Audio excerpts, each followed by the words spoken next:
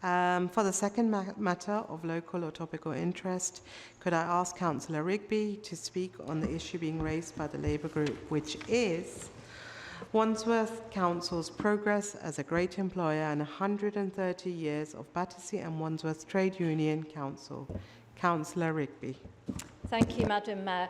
On behalf of Wandsworth Labour councillors, I send appreciation and thanks to the Battersea and Wandsworth TUC as we celebrate 130 years of protecting jobs and raising working conditions for the people of Wandsworth.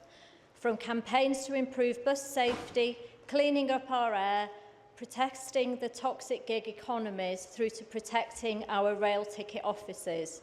The members of Battersea and Wandsworth TUC work tirelessly to challenge poor practices and create working environments where people are safe physically and psychologically, and also fairly rewarded. When Labour was in opposition, one of these campaigns was to ask Wandsworth Council to adopt a policy that the re-tendering of existing contracts and the tendering of any new contracts, that tender would stipulate the staff employed under these contracts to work in the Borough of Wandsworth would be paid at least the London living wage. In July 2018, I worked with the very much missed Councillor Andy Gibbons to draw up a motion to ask members to vote on this. The former Conservative administration amended the motion so that it was literally a shadow of its former self. It had so many lines crossed through it, I couldn't tell what was left. All that remained was a non-committal, self-congratulatory wish to record its thanks for any local employers, including contractors, who did pay the living wage, but there was zero compulsion to bring in change. It was a special moment that sadly Andy missed, when after Labour took control of Wandsworth Council, we undid those crossed out words to make a proper commitment that staff delivering council contracts are paid at least the living wage by April 2026. And if the previous administration had shown any amount of fairness, we'd have reached that milestone today. We'd be there and we'd have improved quality of life for hundreds of families. The council and contractors will now start to prepare for more change through Labour's new workers' rights bill, from ending fire and rehire practices to establishing day one rights for paternity. To return to Battersea and Wandsworth TUC, we thank them for their continuing to highlight the inherent wrong in 0 hours contracts.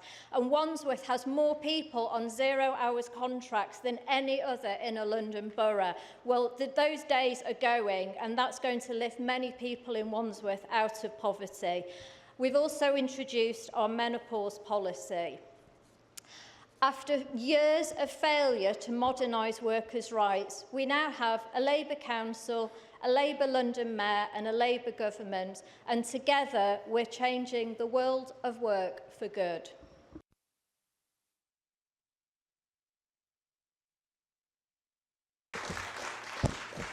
Thank you, Councillor Rigby.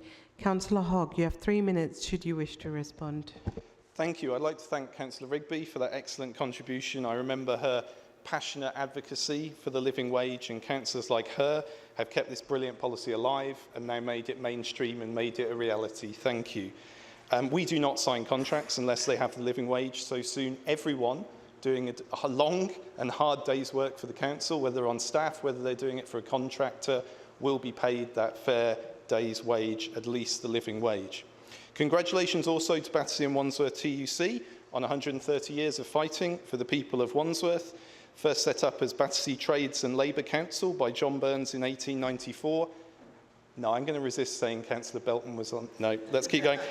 Battersea was at the forefront of a new and fairer way of doing local government through directly employed labour, the payment of fair wages and work projects for the unemployed. Burns went on to be the first working class member of the British Cabinet, where he established the Fair Wages Resolution, requiring outsourced workers to be paid the same as those employed by the council. And we're still working on that one, John, but we'll get there, I promise. Not everyone has agreed with these changes. Wandsworth Tories sold off council homes in their droves when they took over the council and outsourced as much of its services as they could. Not only did they oppose the introduction of the living wage, Wandsworth Tories opposed the introduction of the minimum wage. But now Wandsworth has returned to its roots, a Labour administration acting in the interests of working people. That's why we're building 1,000 council homes, creating 1,000 apprenticeships, keeping council tax low alongside the biggest cost of living response in London. But of course the world of work has changed and we're changing with it. We want to be a great employer, upgrading offices, our new staff values, a greater focus on equality, and now 2 days a year off for all staff to volunteer at local charities.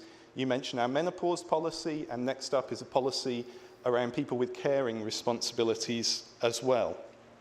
All of this achieved in partnership with our workplace trade unions. And thank you for mentioning Councillor Gibbons and keeping his legacy alive in this room also.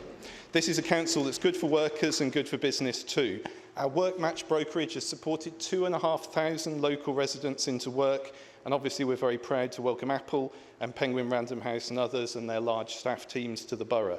Wandsworth has an incredibly productive and hard-working population, and we will always stand up for their rights.